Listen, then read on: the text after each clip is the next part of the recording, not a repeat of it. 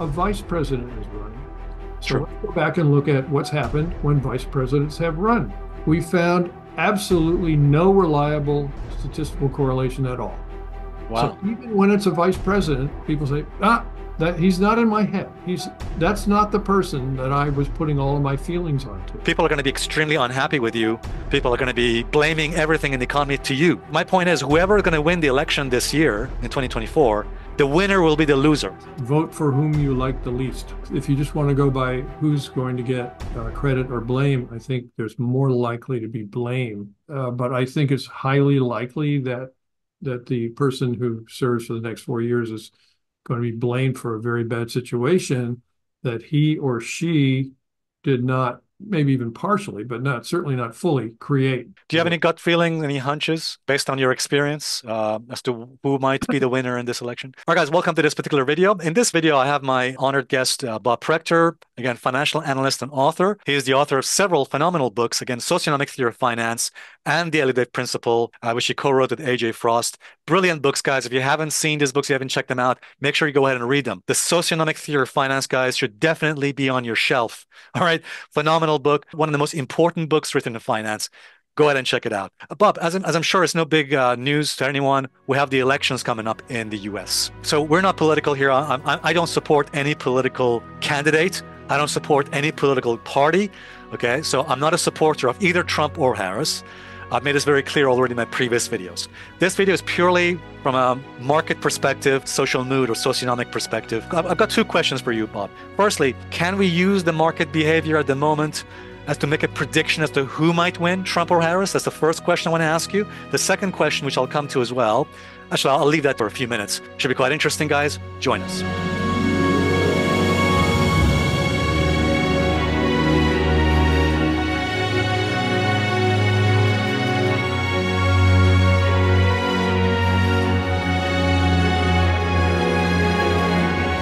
I put a poll on my YouTube channel and also on Twitter as well, on X. And I asked all of our subscribers, which candidate do you think is more likely to win, according to you, this November? Is it going to be Trump? Is it going to be Harris? So Donald Trump or Kamala Harris? The majority, I think near 58% of those who voted, again, in the poll, they said Donald Trump. Okay. Let me say, personally, I disagree with the result of the poll.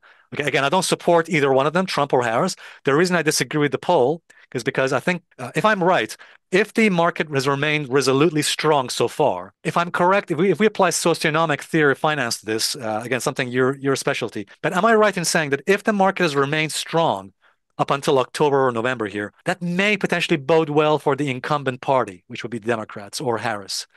But of course, that could, maybe the way I'm putting it could be wrong, but I'll let you chance on this. Go ahead. Hey guys, I just want to interrupt this video to say that there are some people who are going to write in the comments that the reason why the stock markets are going up is because market participants think that Trump is going to win. Let me say I reject this notion. I don't think it's likely. I think it's unfounded. And actually, I think it would be the opposite. If market participants really believe that Trump is going to win the election, I think you'd see a lot more volatility and uncertainty and potential declines in the stock market. We're not seeing that. All right, guys, I'll explain the full meaning of this after the election. All right, guys, let's get back to the video. Back, gosh, I think it was 2012. Sure. My colleagues and I did an academic paper that was published in Sage Open. And we showed that the history of the stock market, going all the way back to George Washington, nobody's ever done that before, Wow. Yeah. on a 1 year, 2 year, 3 year, and 4 year basis, was able to predict who would win the election if an incumbent was running. And it's an extremely positive relationship, especially on the 3 year basis. Now, most Really? are completely practically sensible. Most people take the first year of a term and they say, well, that was the previous person's, policies and problems. But starting the second year, people will put it on the incumbent. So if the stock market is up, that means their mood is higher. Mood is Ah, more positive. So they're feeling good. And they say, I still feel good. I want this person back in, even though it has nothing to do with whatever they did. And if the interesting. stock market is down during those 3 years, they say, I want to kick them out. I'm feeling worse.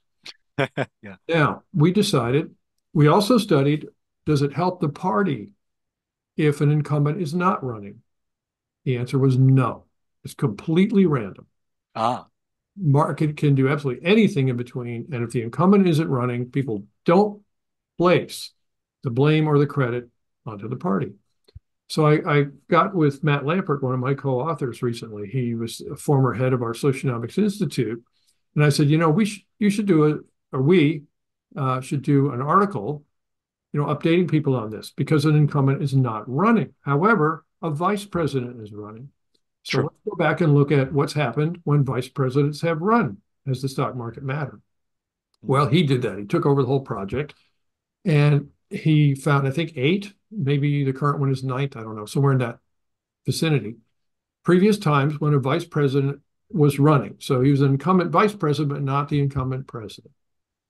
We found absolutely no reliable statistical correlation at all. Wow. So even when it's a vice president, people say, that he's not in my head. That's not the person that I was putting all of my feelings onto. It's really amazing. In some cases, the market could have been way up and the vice president would lose, or way down, a vice president. Interesting. Other times it was the other way around. So you've got this whole range of possibilities. So he wrote the article. I think it was published in Newsmax, if anybody wants to look it up. That's really interesting. I can maybe get you that information, exactly where to find it. But it was just published last week. And so he's got a table of all the previous vice presidents who ran and what the stock market did in 1, 2, and 3, and 4 years prior to the election time, and who won and lost. And the answer is absolutely no correlation whatsoever. So, you're going to have to rely on Nate Silver or somebody else. Okay. Do you have any gut feeling, any hunches based on your experience as to who might be the winner in this election? Do you agree with it? I definitely wouldn't put him on a hard copy video. Okay, fine. All right, that's cool. That's no problem. But there's a second part to this video. A question I have for you. Obviously, I agree with your long-term projections about the stock market and the economy. I think sometime in the next couple of years, sooner or later, it doesn't matter, but we covered this already in the previous video, that we're going to see a top in the stock market. And when the market tops, again, I'm not saying it's going to happen immediately, not this year probably. It might, but probably in the next 12 months, maybe in the next couple of years. When the stock markets eventually top, when the market eventually tanks, falls into a bear market in this decade, in the next few years, we could see a major crash sometime in this next 3 to 4 years. That's going to be pretty bad for whoever is going to win the election, right? If the economy tanks, if the stock market tanks, if the economy sinks, then that's not going to be good news for whoever candidate, Trump or Harris, whichever one wins the presidency this year. In fact, I think I read in your book, Conquer the Crash, you would not want to win an election in that situation.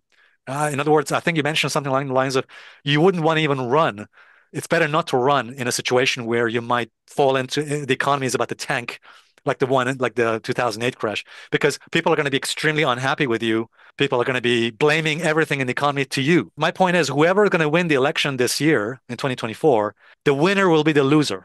If that's the way of putting it, I think the winner of this election will be the loser because he or she will inherit a terrible economy. Sorry, an economy that's going to turn sour, it's going to tank, and indeed, they will inherit a stock market that's potentially going to top in the next couple of years. Am I right in saying that? What do you think? I think so. It could be as simple as saying, vote for whom you like the least. Yeah. Of course, there are political ramifications as well. Yeah. And they're very important. But yeah, if you just want to go by who's going to get credit or blame, I think there's more likely to be blame 4 years from now than credit. Absolutely. But I think it's highly likely that the person who serves for the next 4 years is going to be blamed for a very bad situation that he or she did not, maybe even partially, but certainly not fully create. Yeah. So, it's kind of a sad thing if your hero on either side, and then, maybe the first year they blame on somebody else, but by the end of the 4 years, there are other weird things that can happen though, Alessio. Yeah. Suppose something crazy happened, and from October until January, the market dropped 60%. I'm not saying it's going to. If. Yeah. And then the next few years is a big B wave. Well, that person would come in, or even through the part of the first year. Don't forget, it's the 3-year period that they really credit to that person. So let's suppose that's right. Collapse between now and let's say October of next year, or even in January of the following year, and then has a big B wave up. They might say, oh, this person is doing a great job. Yeah. So we'd have to have an exact roadmap to know how the voters will credit or blame the person. But yeah, I'd say the risk is higher than normal. Let's put it that way. Yeah. I mean, I'm in agreement with you that I think sometime in the next 4 years, again, next few years, we're going to see a recession. We're going to see a stock market top and then a major reversal. So yes, and I think you're correct. Voters will put the blame on whoever the president is. And I would say to the 58% of people who said that Trump is going to win, if they really want Trump to win, then they're making a big mistake because, as we've just said, that person, whoever's going to be, is going to inherit a terrible stock market and economy. That's a separate question. But for really interesting and fascinating, I have to admit, my own personal view, I'm going to put it out there. I'm going to stick to my original view. I think the odds are much higher for Kamala Harris to win the election. I could be wrong, but I'm not just basing that on the stock market. I'm looking at other factors too. Again, not a supporter of either one of them, but that's my view. If your viewers are interested in some pretty cool charts that we published in early and mid-October and are going to be publishing more in early and mid-November, they can see them all for $7. So that's pretty good. Absolutely. All right, guys, make sure you go ahead and join Bob's newsletter, Bob Prechter's newsletter. That's his financial forecast service, which includes his Elliott Wave Theorist and the financial forecast and the short-term update. By the way, you get access to all of this for only $7 for 1 month trial. Go ahead and check it out. I'll put the link for you guys in the description. Again, that's elliottwave.com/Alessio. I'll repeat it again, elliottwave.com/Alessio. You get access to everything, including Bob Prechter's newsletter. You get the October newsletter and the November newsletter. Check it out. It's highly worth it, guys. As I mentioned before, I'm an avid reader of Bob's newsletter and the financial forecast service.